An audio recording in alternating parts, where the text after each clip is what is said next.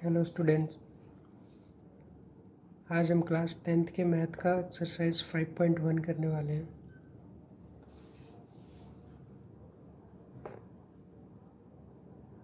हमारे पास क्वेश्चन है, in which of the following situation does the list of number involve make an arithmetic progression and why. हमारे पास ये 4 statement दे रखी है, इसमें चेक करना है कि कौन सा हमारा अरिथमेटिक प्रोग्रेशन है और क्यों है। ठीक है, तो पहले क्वेश्चन से हम स्टार्ट करते हैं।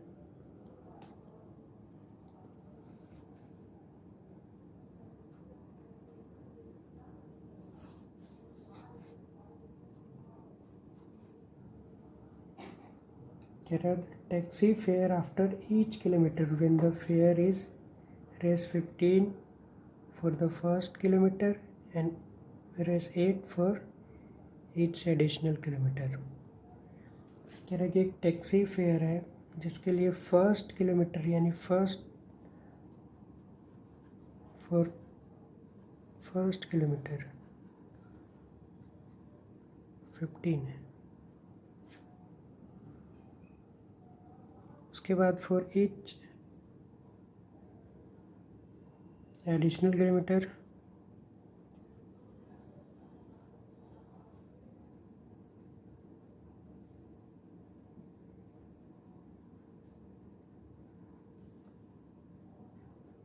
कितना लग रहा है हमें? 8 रुपीज़।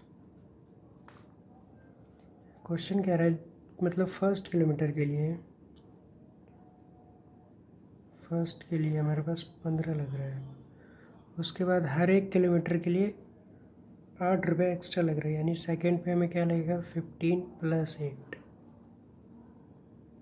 फिर उसके अगले थर्ड पे 15 + 8 हमारा है, इसमें 8 रुपीज़ ऐड कर दो।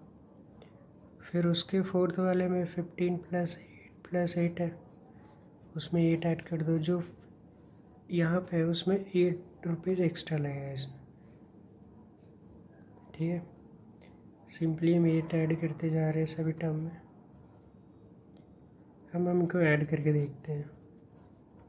15 यहाँ पे आ गया हमारा 23, 31,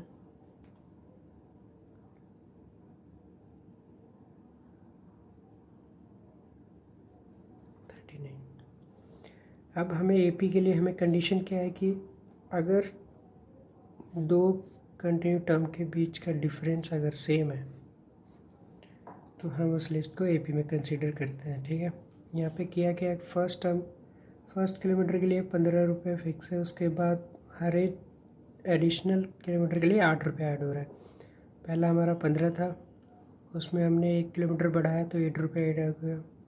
फिर दूसरे किलोमीटर के लिए 2 बार 8 ऐड किया, फिर तीसरे के लिए 3 बार 8 ऐड किया। ये हमारा पिछला टर्म है, उसमें 1 किलोमीटर ऐड हो रहा है इसलिए 8 रुपीज़ ऐड कर रहे हैं। ये हमारा पिछला टर्म है, इसमें 8 रुपीज़ ऐड कर रहे हैं क्योंकि 1 किलोमीटर ऐड हो रहा है। यहाँ पे हम चेक करते हैं हमारा, मान लीजिए हमारा A1 है, ये A2 है, ये A3 है, ये A4 है। तो A2 - A1 क्या है हमारे पास? 23 - 15 8। A3 - A2 क्या है? 31 - 23, हमारे पास 8 आ रहा है। A4 - A3 क्या है? 39 - 31, ये भी आ रहा है। मैं यहाँ पे देख रहा हूँ इसमें जितने भी टर्म है उनके बीच का कॉमन डिफरेंस सेम है। यही हमारा डी होता है जिसको हम कॉमन डिफरेंस बोलते हैं।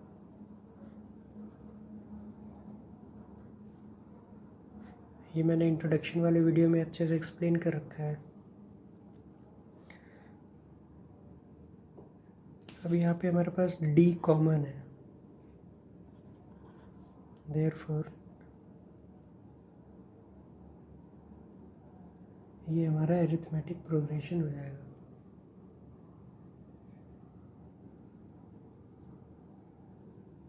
देयरफॉर लिस्ट ऑफ नंबर्स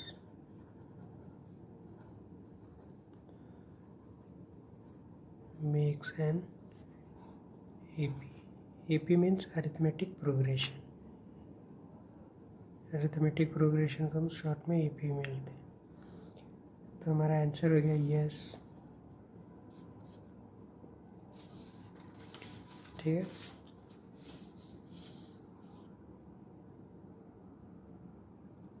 अब हम सेकंड क्वेश्चन करेंगे, फर्स्ट का ही सेकंड पार्ट।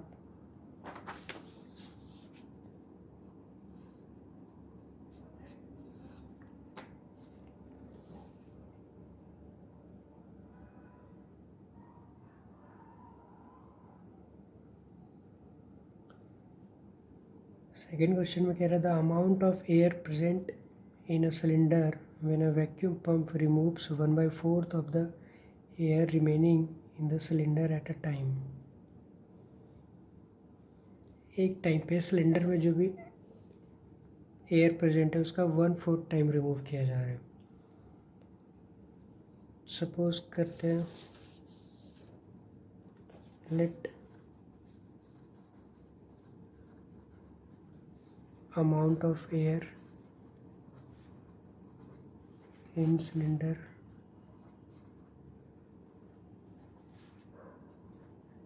इसको कुछ भी लेट कर सकते हैं, ए बी वी पी, कुछ भी हम वी लेट कर रहे हैं। कह रहा है फर्स्ट टर्म पे हमें कितना रिमूव कर रहा है, 1/4।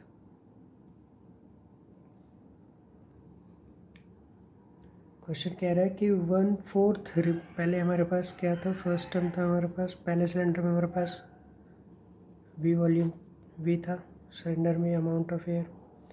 इसके बाद दूसरे टर्म में कह रहा है, अब इसके बाद का हमारा जो नेक्स्ट टर्म होगा, क्वेश्चन में कह रहा है कि जो हमारे पास वैक्यूम पंप है वो हर एक बार में उसमें से 1/4 पार्ट उसका रिमूव कर दे रहा है। जैसे हमारे पास वी था उसमें अमाउंट, तो नेक्स्ट टाइम पे वी का 1/4 पार्ट उसमें से माइनस कर दे रहे हैं। जैसे किसी का टर्म का कैसे निकालते हैं, जैसे कि 10 का 1/4 क्या होता है, तो 10 × 1/4 2.5। इस तरीके से 100 का अगर पूछ दे 1/4 क्या होता है, 100 × 1/4 25, फोर्थ पार्ट 1/4 हो गया। तो v हमारे पास था, उसमें से v का 1/4 यानी v × 1/4 हमने रिमूव कर दिया। ठीक है, उसके बाद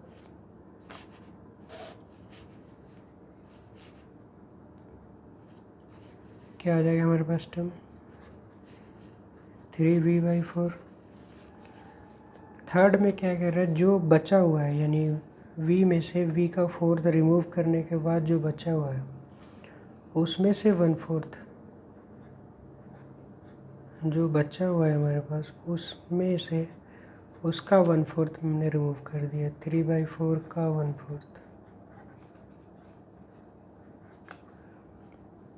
क्या आ गया हमारे पास थर्ड टर्म, पहला हमारे पास v था, दूसरा 3v/4, तीसरा आ गया हमारे पास 3b/4 माइनस 3v/16 यानी v 3v/4 एंड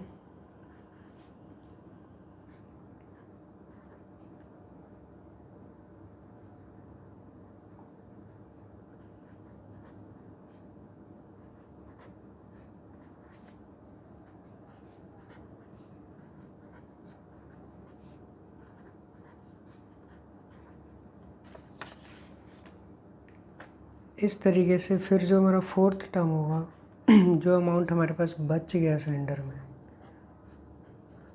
इसमें से इसका 1/4 रिमूव कर देना है, 9/16 का 1/4।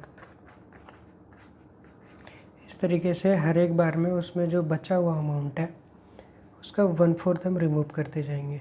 ठीक है, इससे ज़्यादा हम आगे नहीं कर रहे हैं, हम यहीं पे हमें इस v, 3v/4, 9v/16 है। अब AP में होने के लिए कंडीशन क्या है हमारे पास, कि हमारे पास D सेम होना चाहिए। डी यानी कॉमन डिफरेंस, किसी दो के बीच का डिफरेंस हमेशा सेम होना चाहिए। तो यहाँ पे हम सपोज करो ये हमारा फर्स्ट टर्म है, सेकंड टर्म, ये थर्ड टर्म है, तो A2 माइनस A1 करके देखते हैं क्या होगा हमारे पास। 3v/4 माइनस v यानी माइनस v/4 आ गया।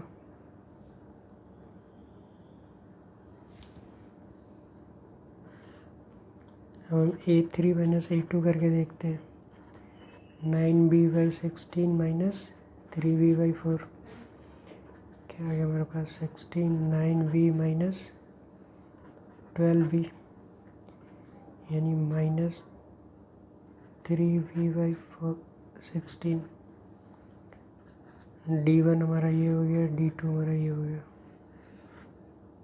यहाँ पे कुछ और वैल्यू आ रही है, यहाँ पे कुछ और वैल्यू आ रही है।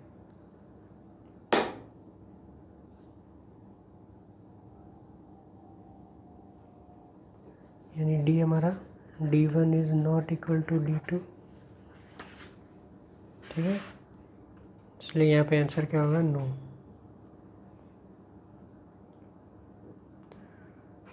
Not AP since D1 is not equal to D2, ठीक है। इसको ऐसे भी हम समझ सकते हैं जैसे कि हमारे पास एक सिलेंडर में 100% था, एक बार में हमने उसका 4% निकाल लिया, उसके बाद उसमें क्या बच जाएगा।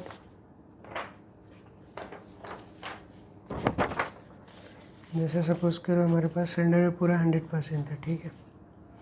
तो फर्स्ट टाइम पे हमने 100 में से उसका 1/4 रिमूव कर लिया, ठीक है। 100 माइनस उसका 1/4 यानी 100 माइनस क्या आ गया, 100 का 1/4 यानी 25। क्या बची हमारे पास, 75 बचा। अब 75 बचा तो सेकेंड टर्म में जो हमारे पास 75 बचा था उसमें से 75 बचे हुए का 1/4 रिमूव करना है, ठीक है। तो क्या बचेगा हमारे पास, 75 माइनस 75/4, 300 माइनस 75/4, ये हो जाएगा हमारे पास 225/4 यानी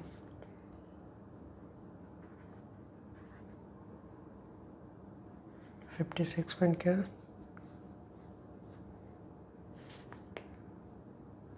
25। तो अब देख रहे हैं पहले हमारे पास 75 बचा, फिर हमारे पास ये बचा। अब थर्ड टाइम पे हम जो हमारे पास बच गया हुआ है उसमें से उसका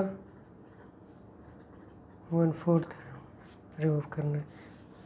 तो इस क्वेश्चन में इस तरीके का कुछ कॉन्सेप्ट कह रहा है। तो बार बार हमारा डिक्रीज होता है, हम चेक करेंगे तो हमारे पास कॉमन डिफरेंस D सेम नहीं आएगा, D1 हमारा D2 के इक्वल नहीं आएगा। उसको आप कभी भी क्रॉस चेक कर सकते हैं, ठीक है। तो ये था हमारा सेकंड क्वेश्चन।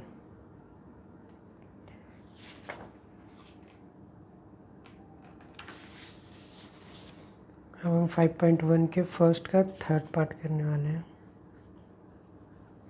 थर्ड पार्ट में कह रहा था cost of digging a well after every metre of digging when it cost 150 for the first metre and rises by 50 for each subsequent metres. कहीं पे हम डिगिंग कर रहे हैं वेल का, तो फर्स्ट मीटर के लिए हमारे पास कॉस्ट है 150, ठीक है।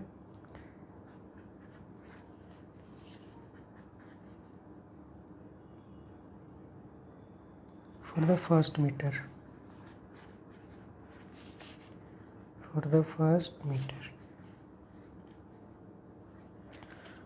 उसके बाद for every next metre cost हमारे पास 50 है, यानी फर्स्ट मीटर के लिए हमारे पास एक 50 है, सेकेंड मीटर के लिए उसमें 50 ऐड हो रहा है 50, थर्ड मीटर के लिए उसमें फिर 50 और ऐड हो रहा है, यानी पहले हमारे पास इतना था, इसमें 50 और ऐड हो गया। उसके बाद फोर्थ के लिए फिर से उसमें 50 ऐड हो रहा है। जितना हम मीटर आगे बढ़ रहे हैं उतना 50 हमें इसमें ऐड हो रहा है, यानी 200 250 प्लस 50। इसको हम करके देखें, हमारे पास आएगा 150 200 250 300। कुछ इस तरीके से 50-50 ऐड करते जाएंगे, हमें दिखा जाएगा। क्वेश्चन कह रहा है कि फर्स्ट मीटर के लिए हमारे पास 150, उसके बाद हर एक मीटर के लिए 50 ऐड हो रहा है उसमें। तो पहले मीटर के लिए 150 था, दूसरे के लिए 50 ऐड हुआ, तीसरे के लिए फिर 50 ऐड हुआ, चौथे के लिए फिर 50 ऐड हुआ, जो हमारे पास अमाउंट था। यानी इस तरीके से कुछ हमारे पास आ गया। अब एपी में है या नहीं वो चेक करने के लिए हमारे पास कंडीशन क्या थी कि इन दो या फिर इन दोनों के बीच या फिर इन दोनों के बीच का डिफरेंस सबका सेम हो। सपोज ये हमारा first term, second term, third term, ये फोर्थ टर्म हो गया। चेक करते हैं हम A2 माइनस A1। ठीक है, क्या होगा हमारे पास 200 minus 150 scale to 50। A3 minus A2 क्या होगा हमारे पास 250 minus 200 50। A4 minus A3 300 minus 250, ये भी हमारे पास 50 आ रहा है। हम देख रहे हैं D1 D2 D3 ऐसे हम नाम दे रहे हैं। फर्स्ट के डिफरेंस को D1 बोल दिया, दो के थर्ड और सेकंड के बीच के D2 ऐसे बोल दिया। तो यहाँ पे देख रहा हूँ मैं D1 equal to D2 equal to D3 है, यानी कि सभी दो कंसेक्यूटिव के बीच का डिफरेंस सेम आ रहा है। देयरफॉर इसका आंसर होगा yes, it forms an AP। ठीक है, बहुत ही आसान चैप्टर है, सिर्फ हमें समझना होता है कि पोल कह रहा है, स्टेटमेंट क्या है।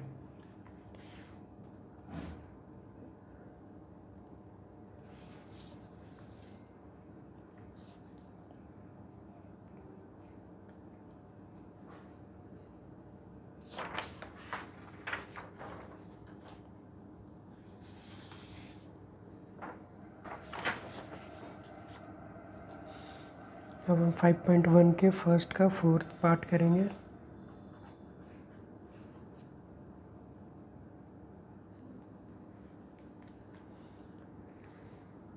फोर्थ क्वेश्चन है हमारे पास, the amount of money in the account every year when 10,000 is deposited at compound interest at 8% per annum. क्या रहा अमाउंट है हमारे पास 10,000।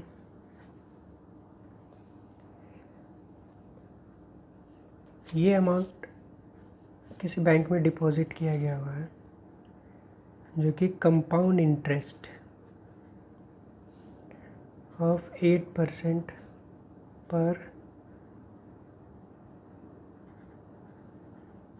एनम, यानी हर साल 8% से कंपाउंड इंटरेस्ट पे ये किसी बैंक में डिपॉजिट किया गया हुआ है। अब चेक करना ये AP में आता है या नहीं। फर्स्ट ईयर में कंपाउंड इंटरेस्ट और सिंपल इंटरेस्ट का टर्म हमें क्या पता है कि कंपाउंड इंटरेस्ट का हमारे पास फॉर्मूला होता है amount is equal to P plus 1 amount 1000 to 1 plus rate by 100 और उसका पावर होता है टाइम। ठीक है, अब इस फॉर्मूले से हमें देख रहे हैं कि जैसे जैसे टाइम 1 साल 2 साल 3 साल 4 साल होगा वो सीधा पावर मल्टीप्लाई में होता जाएगा। इससे एक चीज़ क्लियर होती है कि इसके बीच का डिफरेंस कॉमन नहीं हो सकता है।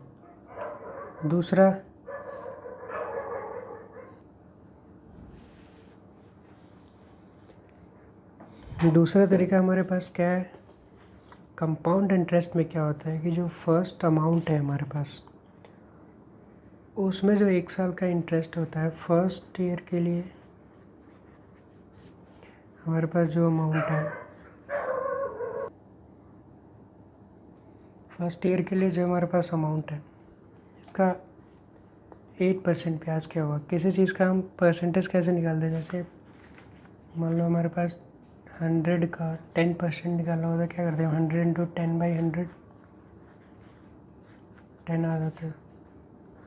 20 का 5% क्या होगा 20 इंटू 5/100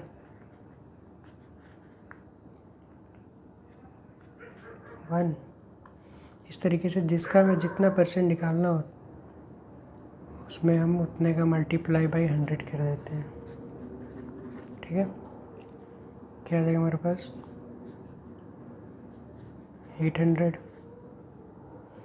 अब कंपाउंड इंटरेस्ट में क्या होता है कि जो नेक्स्ट ईयर के लिए अमाउंट होता है वो हमारा ओरिजिनल अमाउंट प्लस इंटरेस्ट,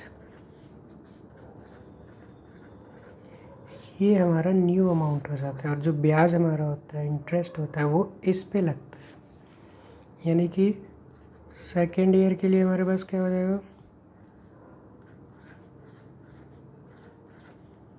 10,800 का 8%। ओके, क्या हो गया हमारे पास ये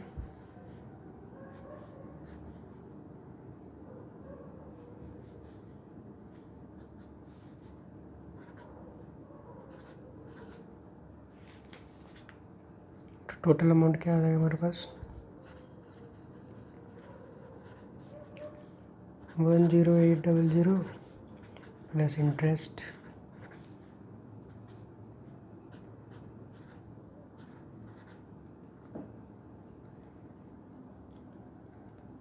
ठीक है, अगर मैं इसको अरेंज करूँ तो पहले हमारे पास 10,000 था, फिर 10800 आ रहा है, फिर 11664 आ रहा है। हम इससे आगे भी टर्म्स निकाल सकते हैं, लेकिन कंफर्म करने के लिए हमारे पास इतना सफिशेंट हो जाएगा।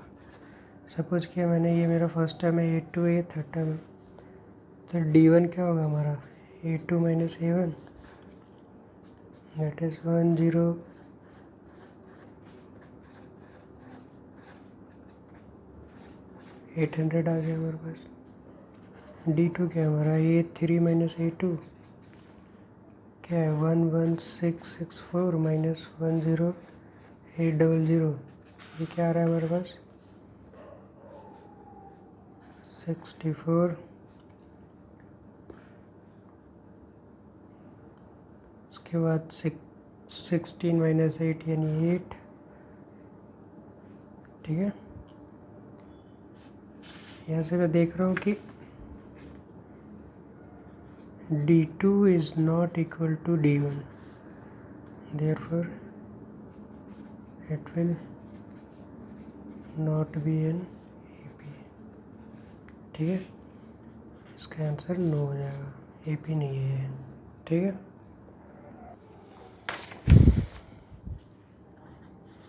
क्वेश्चन नंबर सेकंड में क्या है,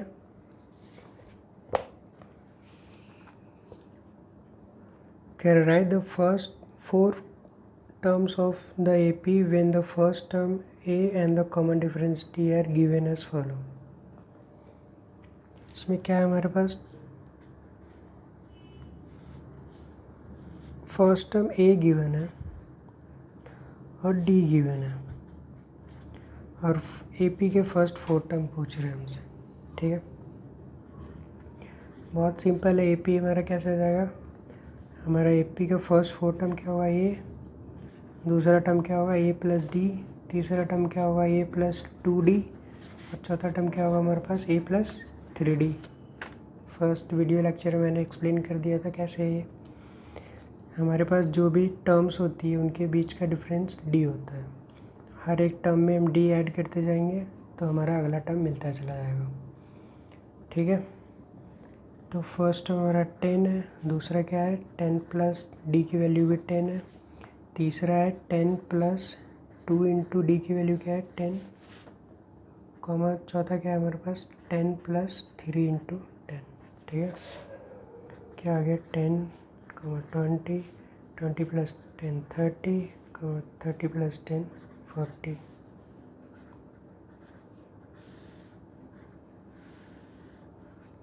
हमारे पास AP का फर्स्ट 4 टर्म आ गया। ठीक है, सेकंड में क्या है,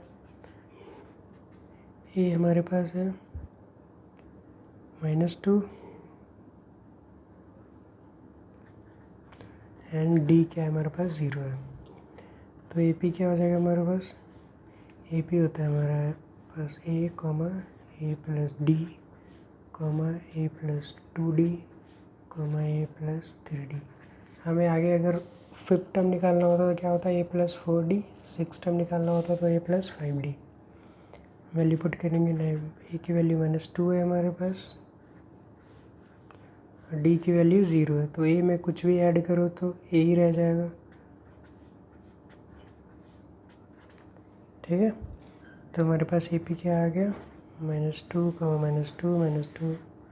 मैंने बताया था कि D हमारा नेगेटिव भी हो सकता है, पॉजिटिव भी हो सकता है और 0 भी हो सकता है। अगर D हमारा 0 है यानी दो के बीच का डिफरेंस 0 है तो सेम ही टर्म आता रहेगा।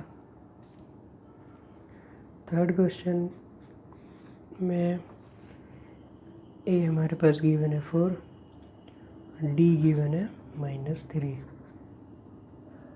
ठीक है,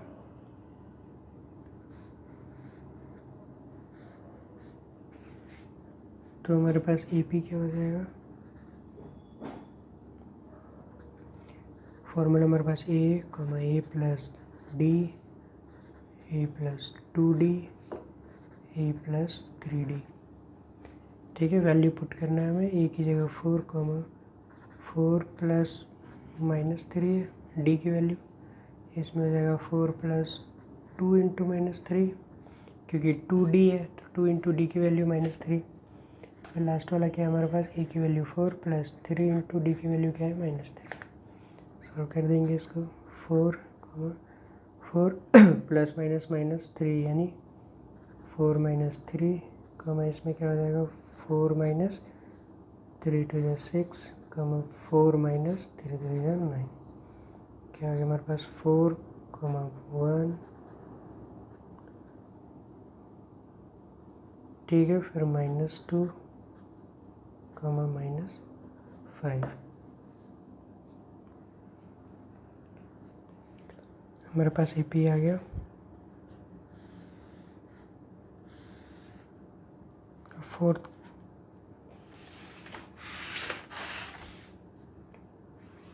फोर्थ क्या है हमारे पास, A गिवन है -1, D गिवन है 1/2। 1/2 यानी हाफ, 0.5 भी कर सकते हैं इसको। अब AP बनाएंगे हम। फार्मूला क्या है हमारे पास, A + D, A + 2D। अब तो आपको समझ आ गया होगा, तो आप वीडियो को पॉज करके पहले सॉल्व करके देख सकते हैं, फिर बाद में आप देख के कंफर्म कर सकते हैं। A + 3D वैल्यू पुट कर देंगे की जगह -1, -1 + 0.5, -1 + 0.5 × 2 यानी 1, -1 + 0.5 × 3 यानी 1.5। क्या आ गया हमारे पास, -1, -0.5, 0, 0.5। ये हमारा AP आ गया। बहुत ही सिंपल चैप्टर है ये। अब चाहे तो हम 0.5 को 1/2 भी लिख सकते हैं, तो उस तरीके से हमारा AP आ जाएगा -1, -1/2, 0, 1/2। ठीक है, दोनों वैल्यू हमारा सही है। 1/2 को हम 0.5 भी लिख सकते हैं।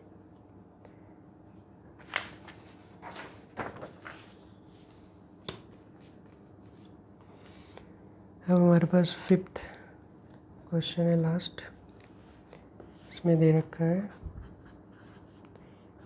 ए हमारा -1.25 है एंड डी -0.25।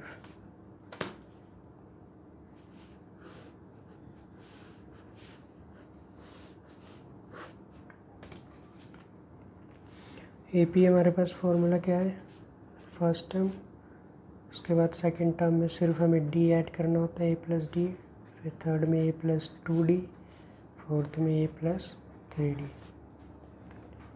ठीक है, तो फर्स्ट टर्म हमारा -1.25, उसके बाद सेकंड टर्म में -1.25 प्लस डी, डी की वैल्यू क्या है -0.25।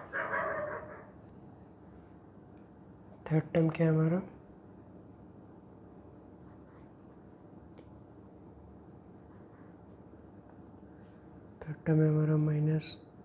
-1.25 ए की वैल्यू प्लस 2d, यानी 2 इंटू डी की वैल्यू क्या है -0.25।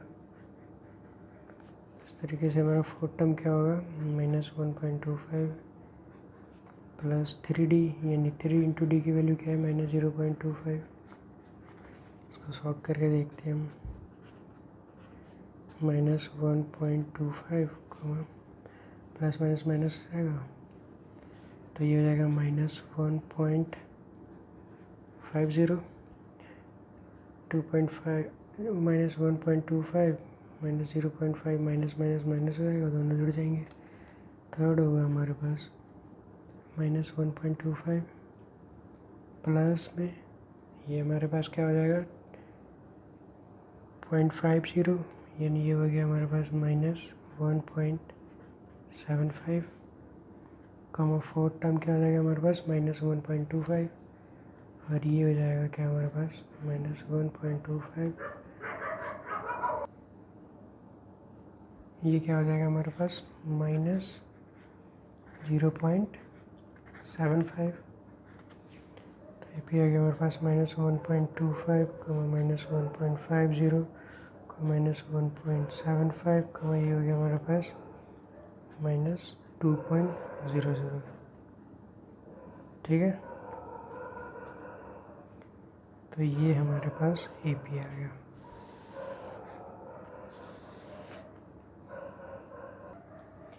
इस वीडियो में हम इतना ही करेंगे। क्वेश्चन नंबर 3, 4 हम नेक्स्ट वीडियो में करेंगे, ताकि वीडियो ज़्यादा लंबा ना हो। ठीक है, सारे वीडियोस देखने के लिए आप कंटिन्यू रहेंगे, तो फिर हम 10th के सारे क्वेश्चंस एक एक करेंगे, इसमें सारा एक्सरसाइज, और साथ में हम साइंस भी पढ़ेंगे यहीं पे। बस आप पढ़ते रहिए, मार्क्स आपके 100 आउट ऑफ 100 आना पॉसिबल है। मैथ में 100 में 100 मार्क्स आना पॉसिबल होता है, अदर सब्जेक्ट के रिस्पेक्ट में ज़्यादा चांसेस होते हैं। So thank you.